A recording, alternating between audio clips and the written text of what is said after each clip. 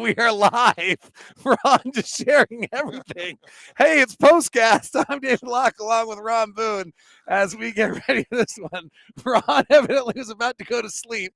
We brought to the game. I'm talking about now. Because I took so late. Oh, yeah, that's it. Or the Jazz won a sleeper tonight. Let's go with that as the new headline. Jazz won a sleeper tonight. 120, 105. We're talking about it on postcast. David Locke along with Ron Boone. How do you like my shirt? What is that like? It's a skier with a mountain and a helmet, a little puffy hat on. Yeah, okay. It's kind of cool. My wife gave it to me. Kind of creative. Okay. Should have known. What else should we talk about? Jazz have won 8 straight on the road. This one, you kind of prepare for these games, and for a brief moment, you try to convince yourself it's going to be a contest, and then you realize, wow, they're missing 8 players to COVID protocol. Both their centers. They're starting Larry Nance Jr., who I like a lot as a switching center for like 6 minutes a night as their primary center. And their backup center, they signed yesterday to a 10-day hardship. And when you suddenly line those things up, guess what happens? You have no shot. They had no shot tonight. And we were good, right? Like, you know why they have no shot? Because we're good. Like, this is not a like eye-opener. Like, I keep getting asked this question by people of like, well, what do you know about the Jazz? Like, okay, I know that we're a championship contender. Like, that's what I know. We're good. We're really good. And again, I know we touched on that, at least I did during the course of the basketball game, about a Jazz team that has talent and they have a system. And when key players are out, the system still works. It just boils down to making shots and probably playing better defense. The Jazz, I think, defensively need to get a little bit better, though. Yeah, they did not play a lot of defense. Well, you know what? I think if we look back at it, we're going to see pretty good defense in the second half because the defensive rating in the first half was a 127. By the end of the third quarter, it was a 112. And by the end of the night, it was a 109. So I'm going to guess they tightened up a little bit. All right, let's actually dig into the game a little bit. It was a contest. They did keep score. And let's go back to the shoot-around report. Like, the shoot-around report was pretty simple on a few things. One was they're going to switch everything. They're going to play zone, and there was a set way to attack it, which was, one or two passes at least before, and the Jazz did it. They executed perfectly on the offensive end of what the game plan was, and they totally exploited a terrible defensive team. 2 passes removed from the attack is the way they try to put it, and all that is just you're swinging the basketball twice. Because when they're attacking, you should be open to the point where you can. When their defense is, when you attack, it should be 2 passes removed. Right. So we had 8 different players with assists tonight. I mean, I think that backs it up. Is it that you had 8 different players with assists? Mike Conley had 6. Jordan Clarkson, another he had 8 rebounds in back-to-back games. Tonight he has 4 rebounds, 5 assists. I mean, Jordan's doing some interesting things. He's not shooting the ball any better. That is not coming around. That's a little disturbing. But if you look at the last 4 games now, Jordan Clarkson now has 24 rebounds and 21 assists. That's not something that's Jordan adapting a little bit. It's Jordan adapting a little bit. I'm not really concerned with his shooting right now. I think eventually he slows down enough because he's more of a rhythm player. He's the one that gets in a groove and he plays 90 miles an hour. But now his shots are more like what you do in practice, those type of things. And I think eventually that comes around. He missed a 3-point shot tonight, and it was like he was uncomfortable shooting it because it was open for so long, and because he's used to guys running at him and those type of thing. But I really enjoy watching him play now, the way he's getting it done. He's still getting, about 2 or 3 shots less than what he was getting earlier in the year, but they're the kind of shots that you want him to take. The other part of that moving the basketball thing we're talking about on the offensive end, it led to 30 field goals at the rim tonight.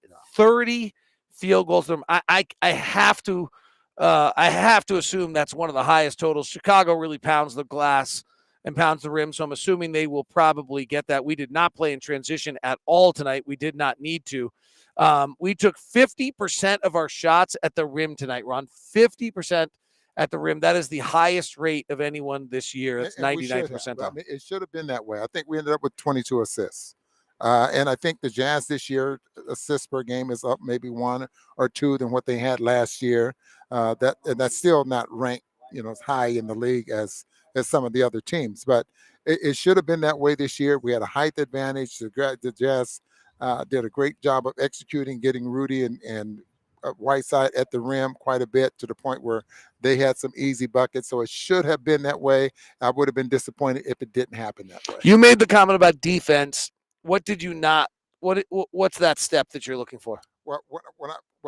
It's a lot of talent in this league, and I think just trying to take away the strength of other players, of making guys like Powell have a terrible shooting night, not so much because he's shooting poorly, but because you're putting enough pressure on him to force him to shoot poorly. That type of thing.